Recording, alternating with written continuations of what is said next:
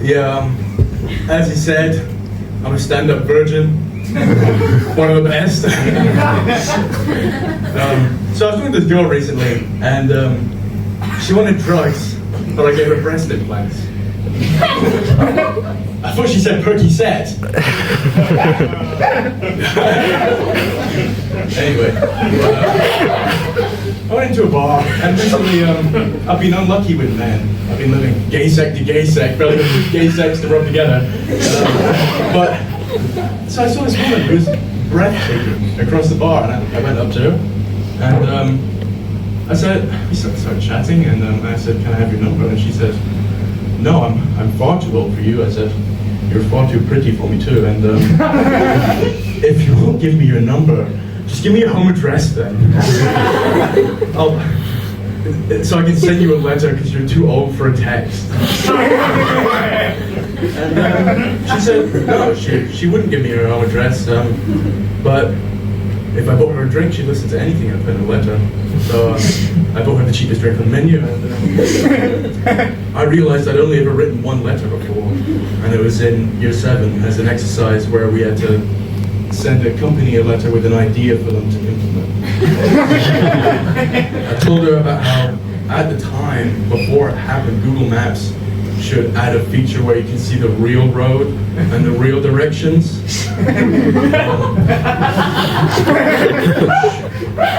And she left after that.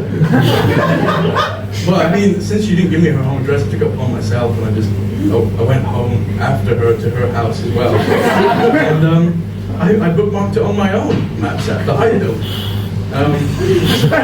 so that I could go to her house and with the real directions and the real road, and without the fear of monsters in my phone getting me. Because I put in the original letter as a contingency plan that alongside real directions and real roads, they should put monsters that if they hurt you on your phone, it hurts you in real life.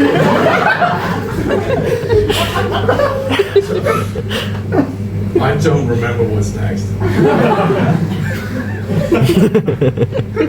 Well, maybe you my notes out.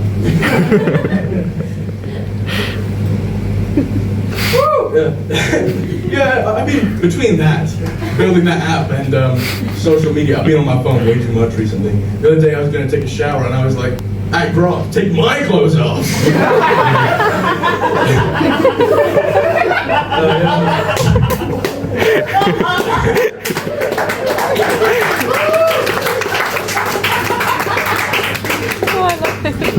So I decided to get out and do something analog. Went to a small party. A lot of my friends were there. We were playing a drinking game, and I felt very special for a minute because I was the only guy drinking. It was blue eyes, just me. I guess I'll drink. Left-handed, that's just me. I'll drink. Biggest ears, apparently that's me. I'll drink.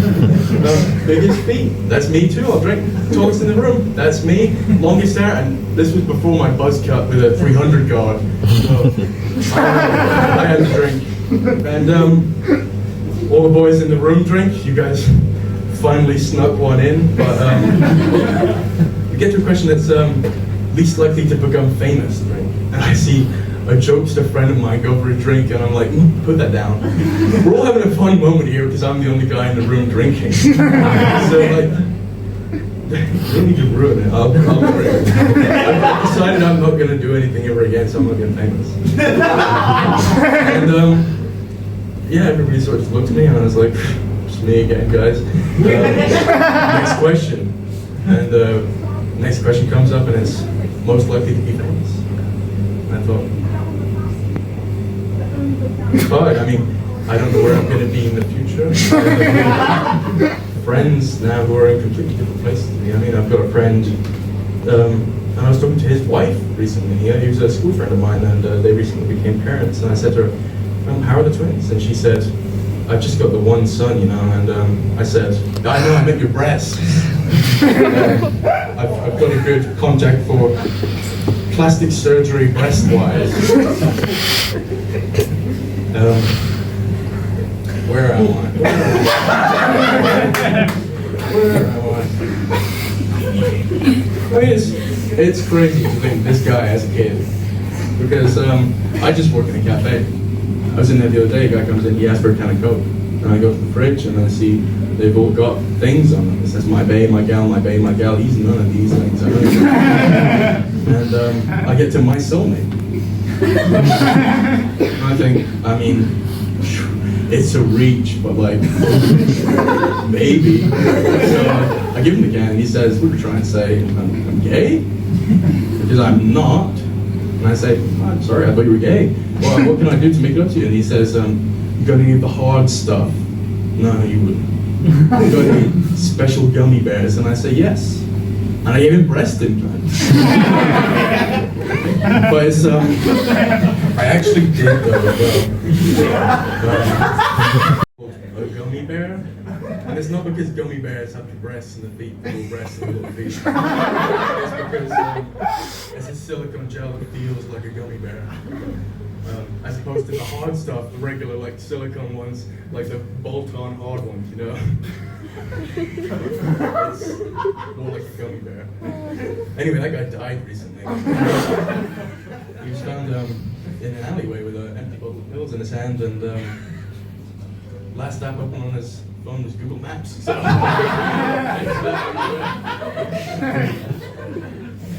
where are we? You know, I was thinking about not making that gummy bear joke because it requires explanation, because nobody knows about different types of breast implants. And I recently had a similar experience. I went to a Christmas dinner at a sort of venue with my family, so some venue thing. I went in and I say, do you have George Littlejohn on the menu? And he said, George Littleton? I said, no, John. And then they said, John Littleton? I said, no. I see where that went wrong. But it's George Littlejohn. And they said, oh, my mistake. And I said, I thought, yes. Because half the people in this room have the same surname as me already. So, yeah, I sat down. I was next to my older cousin. My older cousin's 23, younger cousin's 8. And I thought, oh, I just thought of a little Christmas joke. And I said it to my older cousin. I said, why was the Nutcracker such a bad therapist? It's because he cracked too many of the nuts. And then, my little cousin tugs on my arm. He says, what is the joke you made? And I said to him, why was the Nutcracker a good therapist? He says, why? And I said, because he's good at cracking the nuts when he's breaking through. And he goes, what does that mean? And I thought, you know what? I changed the joke so I wouldn't have to explain it to him. And I'm not going to censor myself now that I do have to explain it to him. So I said cracking recently has become to me sex. And in the original joke, I told your cousin, I said it made him a bad therapist because he shouldn't be doing that with the patients. But when I told it to you, I said it made him a good therapist because I've just decided he's actually really good at sex. And it makes him a good therapist. And he was like, oh, I don't like that. And I thought, you know what? Another win for art. Another comfortable person disturbed. But, I mean, the thing is with art right now, we're in a very difficult time because it's both the best and the worst time for art. And one thing I've seen recently is that white people don't have any culture. But I disagree, because if you want a video essay or a song parodied into another genre, or if you want inoffensive rap battle lyrics that must be referential, then I mean, pick any white person on the street. Even me. So this is how I rap battle you. Oh, as a white DreamWorks fan.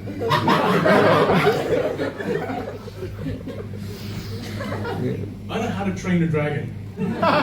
No hiccups. I know how to drain a flagon. No hiccups. I don't conform, pander. I know Kung Fu. Panda. Okay, this next monster verse is alienating you. What's the matter? cat got your tongue, or do you just have tied lungs? I got offshore investments. I got over the hedge funds.